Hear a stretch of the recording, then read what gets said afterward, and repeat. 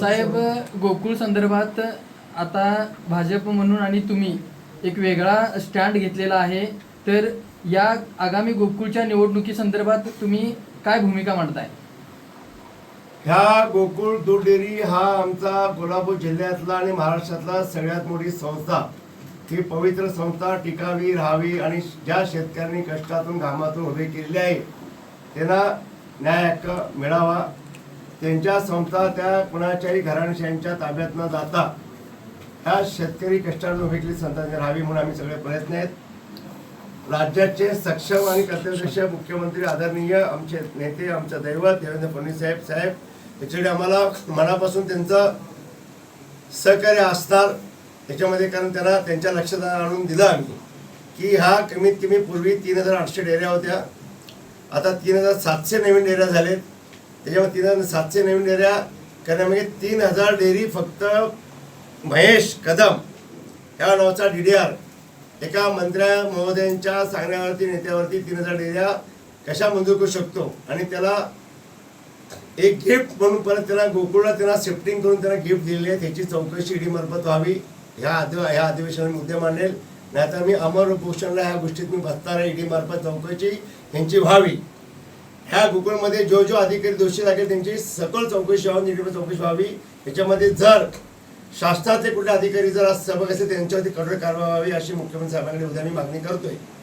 आणि त्याचबरोबर महेश कदम बरोबरच सुजय कदम हा प्रकाश पातारे मागावचे मुस्लिम साहेबांच्या गटाचे हरळी साखर कारखान्याचे चेअरमन त्यांच्या प्रकाश पातारे यांच्या भाच्याला खास गिफ्ट म्हणून 400 डेअऱ्यांचा कोकणमध्ये सांभाळणाऱ्या माणसाला आणि जर एवढ्या मोठ्या डेअरीचा त्याला हे करून टाकले, त्याचं वय वर्ष 30 आणि संस्था त्याच्या दिल्यानंतर त्याच्यावर जर उद्या कारवाई नाही आणि त्यानं जर तिथून हटवलं नसेल किंवा त्याने कारवाई नाही झाली तर त्याची पण ईडी मार्फत चौकशी होऊन त्याच्या चौकशीला सामोरं त्याला जायला लागेल आणि ही चौकशी लावायला लागेल.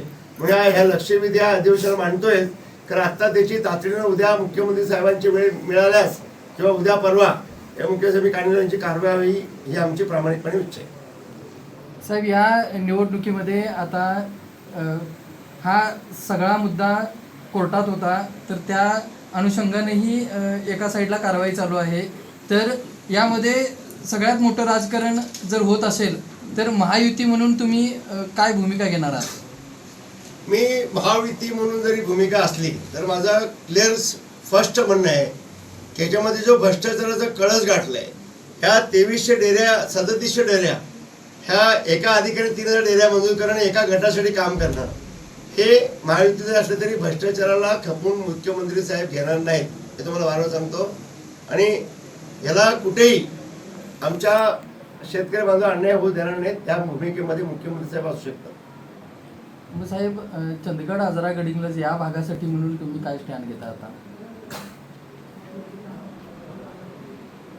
दूध डेअरी ज्या शेतकऱ्याला मान सन्माननी उभे केले आहेत, प्रत्येक नेत्यांनी कष्ट कामात केले आहेत, त्यांच्यावरती अन्याय होऊ द्यायचा नाही.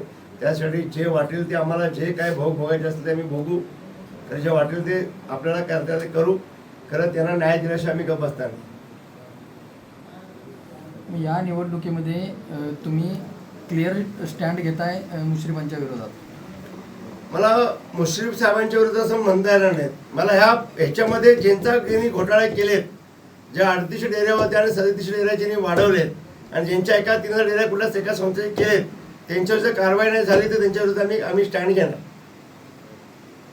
मग या डेअऱ्या कुठल्या भागात असं स्पेसिफिक आहेत की पूर्ण करवीर आणि राधानगरी, बाकी कुठेच काय होत नाही आमच्याकडे. आम्हाला करवीर, राधानगरी आणि कागल हे तीनही दिग्गज हे गावं आणि संस्था त्यांच्या ताब्यात कायमस्वरूपी जर गेल्या तर आम्ही आमच्या इतर भागातली लोक, चंदगड असेल, आजरा असेल, गडनज असेल, इकडं उत्तूर असेल, बाकीचे भाग आम्ही कायमस्वरूपी आम्ही संपून जाऊ.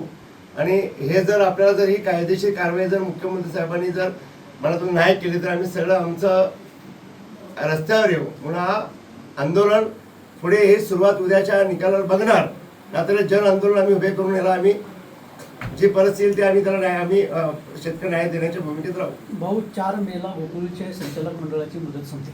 हं. तुम्ही तुमची ओळख संपूर्ण महाराष्ट्रावर अशी आहे की माननीय मुख्यमंत्र्यांच्या अगदी जवळचे तुम्ही आहात म्हणून. 4 मे नंतर इलेक्शनचा प्रोग्राम जाहीर होण्याची शक्यता आहे काय? गोकुळवर प्रशासक येण्याची शक्यता तुम्ही काय सांगाल?